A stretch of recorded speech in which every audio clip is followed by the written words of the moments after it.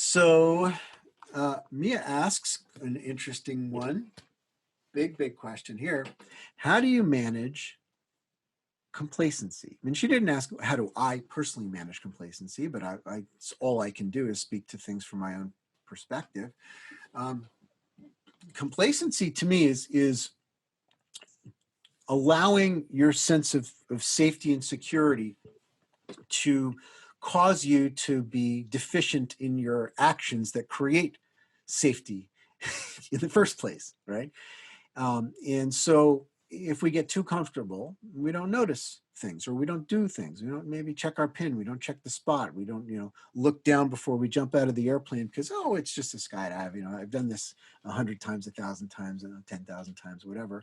And you start getting lulled into believing that you're absolutely safe, but you didn't come here for the safety, right? So for me, what brings me up out of complacency is the fact that I chose to be in this thing because it's exciting and it forces me to come out of my comfortableness and focus on the details one at a time and solve the problem and get into the mental flow of creating safety through correct actions, through larger awareness, through the communication with the other people, and helping them to stay in the game in the right way, not fear-driven.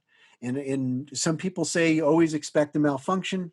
I say always be ready, always be well-versed and rehearsed in your procedures, yes. But I don't think it's helpful to be preoccupied with the negative possibilities. You give it its due diligence in the percentages of its likelihood, right? And you go, all right, well, what if I had a spinner? Well, I'm going to keep my cool and I'm going to locate my handles and I'm going to execute my reserve procedures the most skillful way I possibly can. What if I can't find the landing area? Well, I'm going to find a good place to land and I'm going to land there with a beautiful pattern, with the best flare I've ever done because it's undiscovered country, I'm going to find a way to make this beautiful too, because that's what I do. I fix things. And I didn't come here for this to be easy. I didn't come here for this to be sort of boring and safe and so comfortable that I'm not drawn out into the present moment. I came here for that, to be wide awake. And so complacency is the opposite of what I came here for in the first place. So. It's my experience that when we take on things that scare us a little bit, like being inside of a cave, especially a kind of a snug one, we're forced to do the things that matter most, that change our perspective deliberately, where emotions are pointing in a direction that's not beneficial. And we realize that if we catch our breath, from the I'm in the cave to going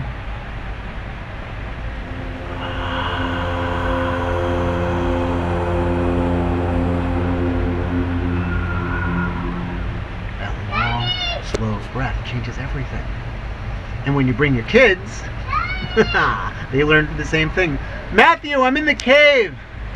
Peekaboo. Hello.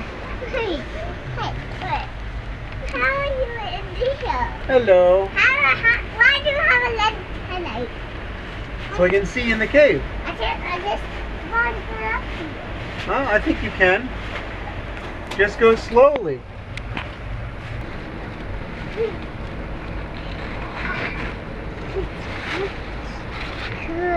Good here.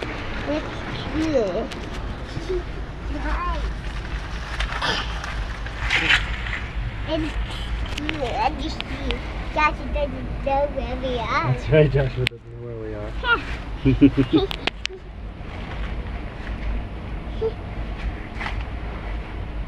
cool, right? Yeah, it's cool. Love it. Look at that shape. That looks like a drawing or drip. Think it's a cave drawing? Yeah. Or a drip? Or a drip. It looks like an actual drip. Maybe. Yeah. But sometimes there's cave drawings. Oh, nice. Yes. That would be awesome. Yep. If there was a cave drawing in here, it would be too water. There's a drawing right there. That's right. So there is a cave drawing. So you want to go exploring some more stuff? Here we go? Yeah.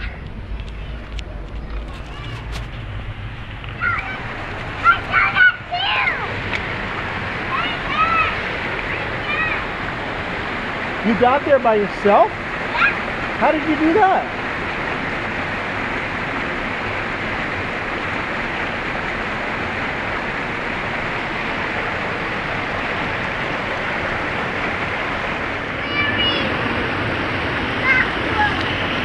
Because your foot got wet, right? Joshua slipped and got his foot in the water.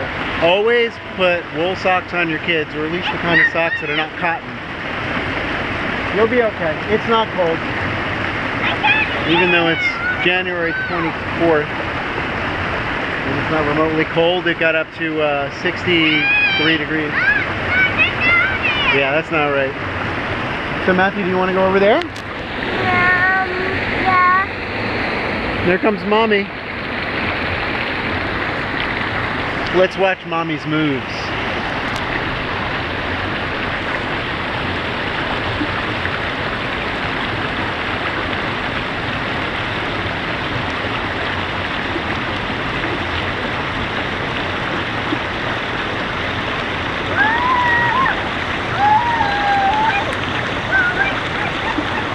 Nice!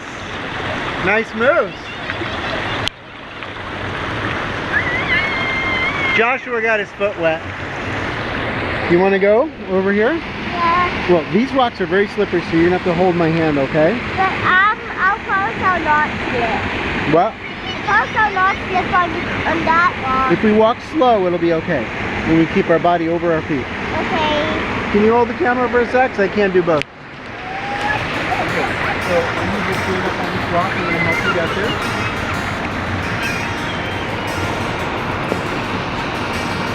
Okay, stay where you are. Are you in balance?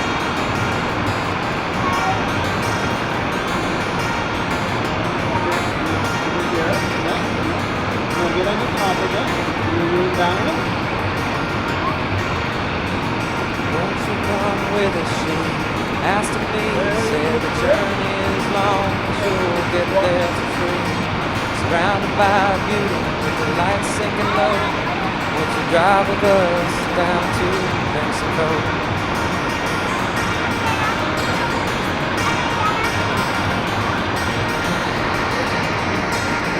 Yeah, the Mexican sun, it's shining for you, and that Mexican moon will follow it through.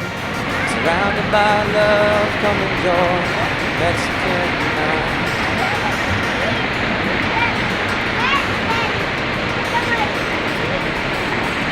We arrived in style on the crystal white sand. Long-haired angels took my hand. We walked on the water, face met the sky. My soul was elated, my body was high.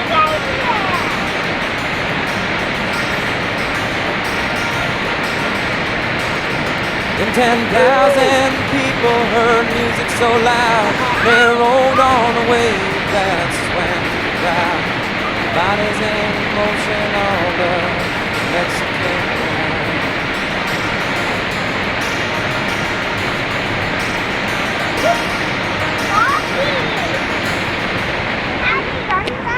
Yeah. We are the Germain family.